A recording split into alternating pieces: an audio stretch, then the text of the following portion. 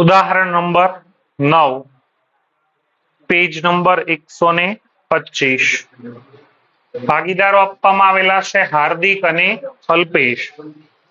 એ લોકોની નફા નુકસાન ફાળવણીનું પ્રમાણ જો તો છેલ્લે આપેલું છે. બોલો કેટલું છે? 5:3. અત્યારે આપેલું છે ને બોલો કયું પ્રમાણ કહેવાય? જૂનું.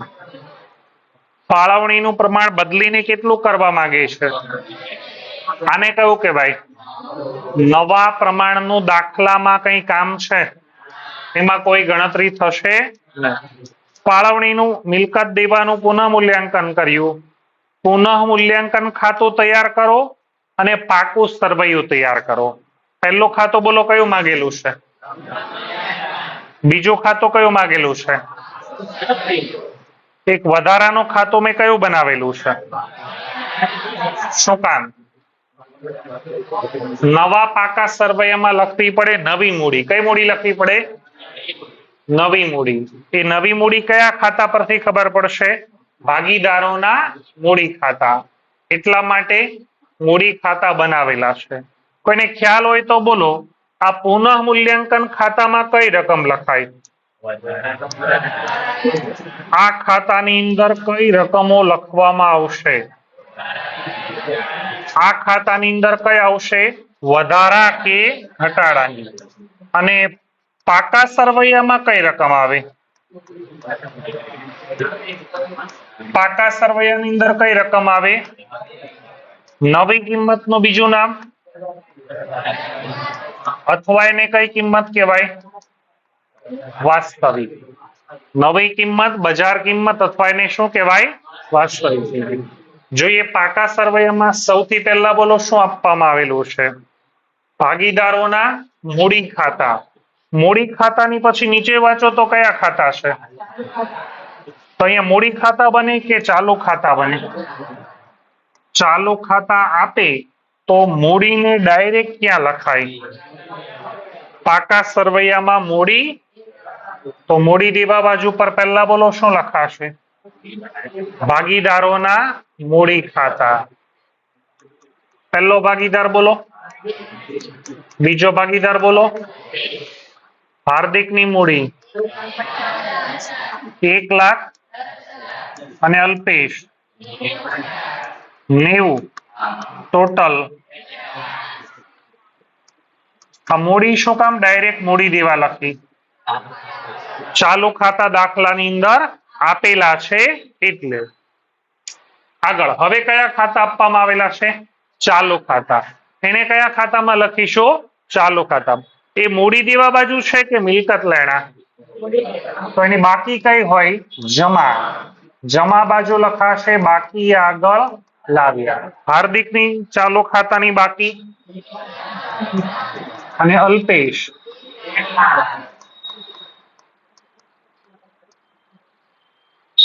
ત્યાર પછી બોલો શું છે?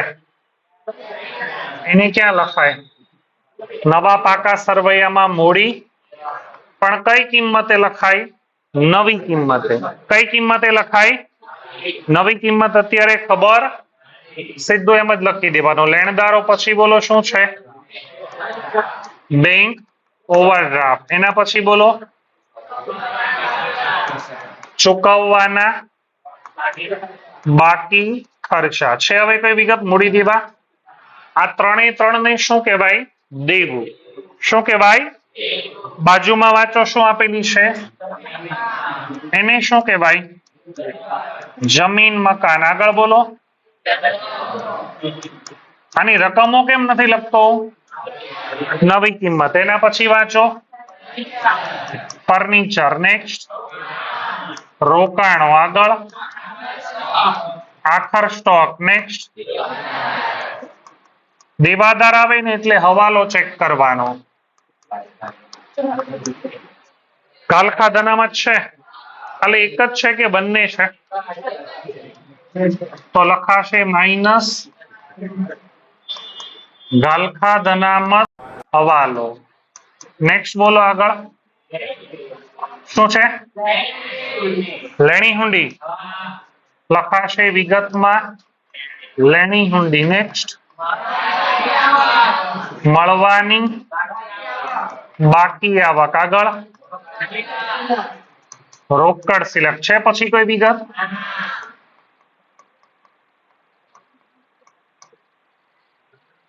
આ પાકા સરવૈયામાં મેં એક પણ રકમ લખી નથી કારણ આપો ત્યાં કઈ કિંમત લખાય એટલે લખાશે હવાલા વાંચીએ પહેલો હવાલો જમીન અને મકાનની કિંમતમાં 25% નો શું કરવાનો મિલકત વધી કે મિલકત ઘટી વધી કે ઘટી ફાયદો કે નુકસાન ફાયદો થાય તો પુનઃ મૂલ્યાંકન ખાતું બોલો શું કરાય પુનઃ મૂલ્યાંકન ખાતાની જમા બાજુ ત્યાં વિગતમાં બોલો શું લખાય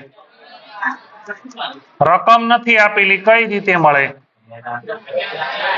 કેલ્સીમાં કેટલા મૂકવાના ગુણ્યા બોલો ગુણ્યા 25%. હવે કયું બટન પ્લસ બરાબર એ ક્યાં લખવાના પાકા સરવૈયામાં મિલકત લેણા જમીન મકાન બોલો કેટલા આ વધારો છે એ ધારો કે એની જગ્યાએ આપેલો તો ઘટાડો તો શું કરવાના માઇનસ સમજણ પડી આમાં આગળ ફર્નિચરની કિંમત 90% સુધી ઘટાડવી આનો મતલબ શું થાય 90% ઘટાડવાની 90% ઘટાડવાની રકમમાં શબ્દ આપે ને થી તો એને શું કહેવાય વધારો કે પણ શબ્દ કયો આપે તો એને કઈ કિંમત કહેવાય અંડરલાઈન કરો સુધી પણ 90% ને વધારો ઘટાડો કહેવાય કે નવી રકમ કહેવાય 90% નવી રકમ તો એના પરથી શું ખબર પડે કૌંસમાં લખો એટલે કે 10% ઘટાડો એટલે કે 10% ઘટાડો ઉપર જો તો ફર્નિચર કેટલું છે આગળના પેજમાં 40,000 બોલો ગુણ્યા 10% મિલકત વધી કે ઘટી ફાયદો કે નુકસાન નુકસાન થાય તો પુનઃ મૂલ્યાંકન કયા ખાતે કેટલા રૂપિયા પ્લસ બરાબર કે માઇનસ બરાબર વધારો હોય તો પ્લસ બરાબર ઘટાડો હોય તો બોલો માઇનસ બરાબર સમજણ પડી આમાં એની પછી યંત્રોની બજાર કિંમત કેટલી છે બજાર કિંમત એટલે એને કઈ કિંમત કહેવાય બજાર કિંમત એટલે એને કઈ કિંમત કહેવાય નવી કિંમત ને ક્યાં લખાય પાકા સરળ ચલો યંત્રોમાં કેટલા લખીશું આગળના પેજમાં જો યંત્રો કેટલા 80 માંથી કેટલા થઈ ગયા બોલો મિલકતમાં શું થયું ફાયદો કે નુકસાન નુકસાન થાય તો પુનઃ મૂલ્યાંકન યંત્રો ખાતે અહીંયા રકમ આવે વધારા કે ઘટાડાની આખર સ્ટોકની ચોપડે કિંમત બજાર કિંમત કરતા 10,000 ઓછી છે આખર સ્ટોકની ચોપડે કિંમત બજાર કિંમત કરતા 10% ઓછી છે મને કહો તો બે માંથી કઈ કિંમત ઓછી છે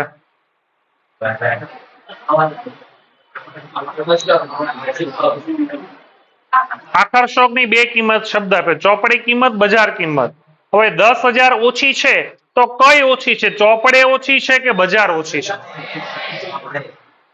જો હવાલો ફરી વાર જો આખર સ્ટોકની ચોપડે કિંમત બજાર કિંમત કરતા 10,000 ઓછી છે બોલો કઈ ઓછી કહેવાય તો આગળના પેજમાં જો તો આખર સ્ટોક કેટલો છે એની આગળ લખો ચોપડે કિંમત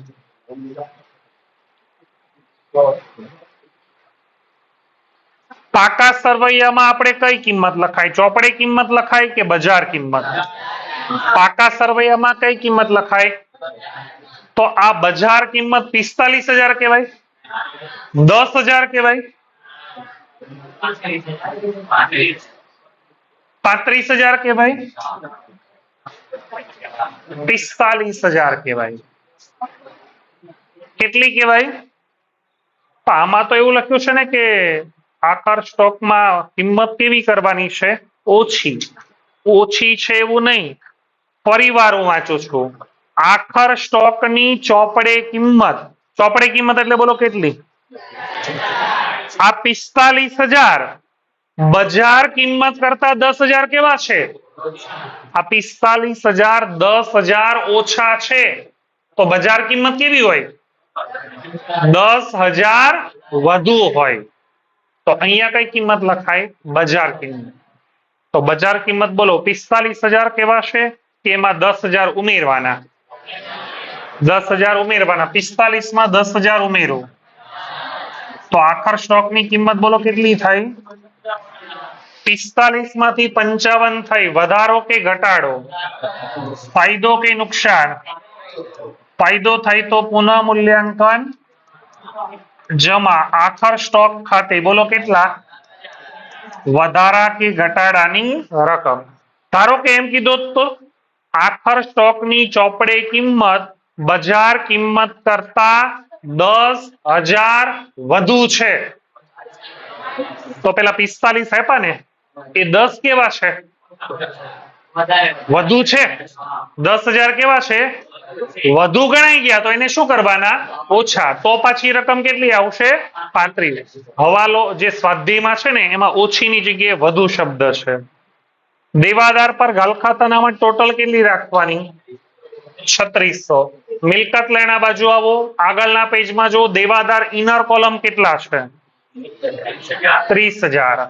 હવે ઘાલખાત અનામત એના પર કેટલી રાખવાની? 3600 બાદ કરો.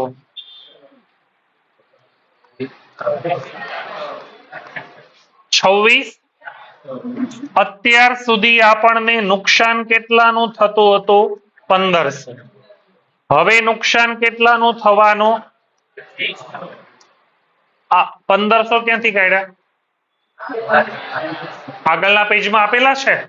અત્યાર સુધી નુકસાન કેટલું થતું? હવે નુકસાન કેટલું થાય છે?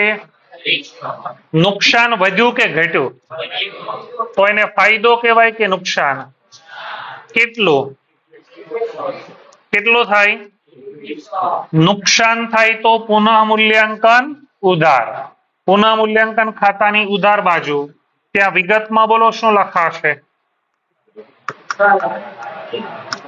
ઘાલખાત અનામત ખાતે રકમ બોલો કેટલી? મિલકત લેણા બાદ થઈ ગયા. ધારો કે આમ હોત તો અત્યાર સુધી 1,000 નું નુકસાન, હવે 1500 નું નુકસાન. શું પણ કેટલું? અત્યાર સુધી 1,000 નું નુકસાન, હવે 1200 નું નુકસાન, 200 નું. અત્યાર સુધી 1000 નું નુકસાન, હવે 900 નું નુકસાન. નુકસાન વધ્યું? નુકસાન ઘટ્યું. નુકસાન ઘટ્યું એટલે એને શું કહેવાય? કેટલો? અત્યાર સુધી 1,000 નું નુકસાન, હવે 600 નું નુકસાન. કેટલો? સમજણ પડી આમાં?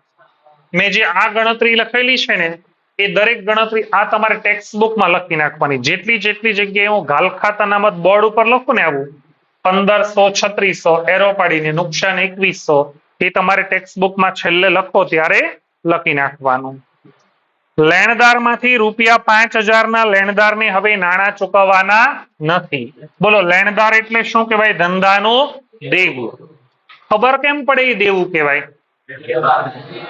લેણદાર એટલે દેવું કહેવાય. એ ખબર ન પડે ને તો આગળના પેજમાં જોઈ લેવાનું.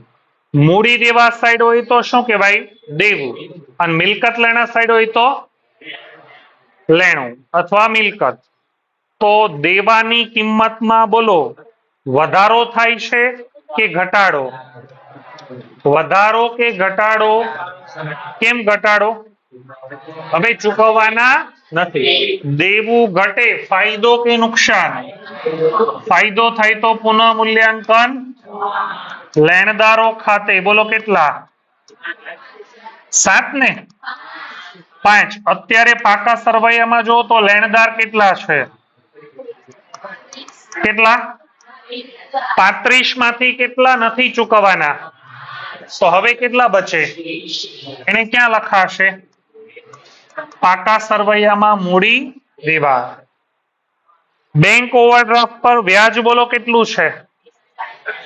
બેંક ઓવરડ્રાફ્ટ નું વ્યાજ 4500 ચોપડે નોંધવાનું બાકી છે. ચોપડે નોંધવાનું બાકી હોય તો બોલો આપણે શું કરાય? ચોપડે નોંધવાનું બાકી હોય તો આપણે શું કરાય? ઓવરડ્રાફ્ટ ક્યાં આવે? ઓવરડ્રાફ્ટ નું વ્યાજ ઓવરડ્રાફ્ટમાં શું કરી દેવાનું? પ્લસ વત્તા ચૂકવવાનું બાકી વ્યાજ. ઓવરડ્રાફ્ટ જુઓ તો આગળના પેજમાં કેટલો છે? 90,000 વત્તા ચૂકવવાનું બાકી વ્યાજ સરવાળો 94. મૂડી દેવા બાજુ લખ્યું કે મિલકત લેણા? દેવું વધે કે મિલકત? દેવું વધે. ફાયદો કે નુકસાન? નુકસાન થાય તો પુનઃ મૂલ્યાંકન ઉધાર. ચૂકવવાનું બાકી બેંક ઓવરડ્રાફ્ટ નું વ્યાજ બોલો કેટલું છે? કોઈ હવાલા? ખાતા શું કરવાના આવે? બંધ. સૌથી પહેલું બોલો કયું ખાતું છે? પુનઃ મૂલ્યાંકન. પુનઃ મૂલ્યાંકન કઈ બાજુ વધારે દેખાય છે? તો જમા બાજુનું ટોટલ આપો 65,000.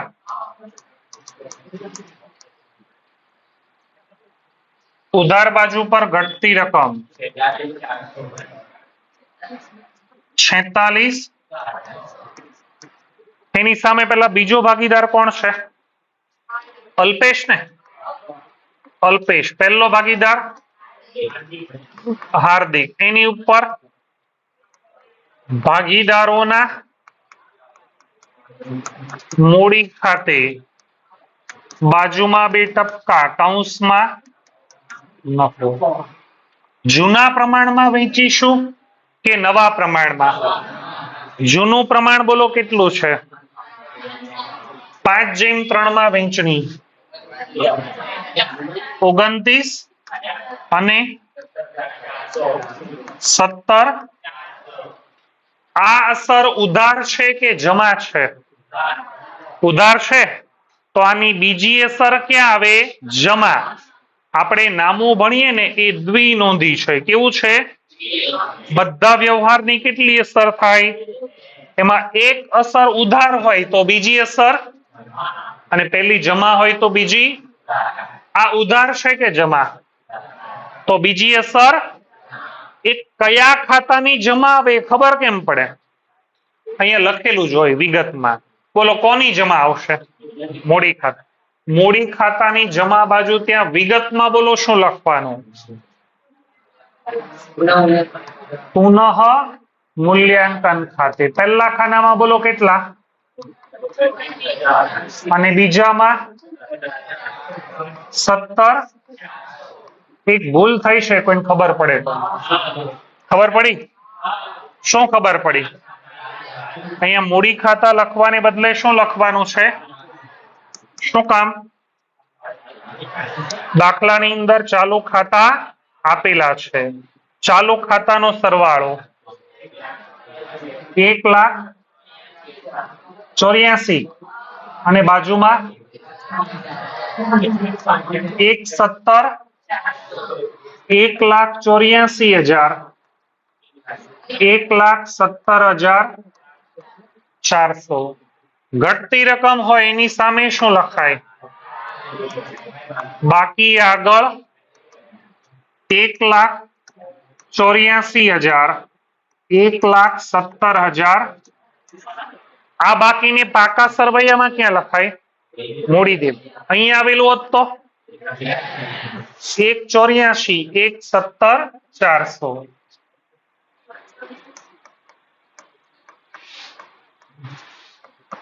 બંનેનું ટોટલ 3,01,000. અહીંયા મૂડી ખાતા લખવાનું કે ચાલુ ખાતા? ચાલુ ખાતા. પહેલો ભાગીદાર હાર્દિક અને બીજો ભાગીદાર. હવે પાકા સરવૈયામાં જો અહીંયા કઈ રકમ ઘટે છે? ચૂકવવાના બાકી ખર્ચા. અહીંયા રોકાણ, લેણી હુંડી, મળવાની બાકી આવક અને રોકડ. 4 રકમો આપવામાં આવેલી નથી. આ નવી રકમ ન આપે ને ત્યારે એ રકમો બોલો કઈ લઈ લેવાની? જૂની. નવી રકમ ન આપે ત્યારે એ રકમ કઈ લઈ લેવાની? જૂની. પહેલી જૂની રકમ બોલો કોની? ચૂકવવાના બાકી ખર્ચા. પાકા સરવૈયામાં જુઓ 3500. બાજુમાં પહેલું જુઓ શું ઘટે છે? રોકાણની જૂની કિંમત 60,000. એના નીચે લેણી હુંડી બોલો 15. એના પછી મળવાની બાકી આવક કેટલી? 5,000. એના પછી રોકડ સિલક 1,00,000. હવે ઘટે છે કોઈ રકમ? તો બોલો હવે શું કરી દઈશું? આનો સરવાળો. મૂડી દેવા અને મિલકત લેણા 3,29,000. બંને બાજુ સરવાળો લખાશે 6,29,400. બંને બાજુનો સરવાળો બોલો કેવો આવશે? સરખો.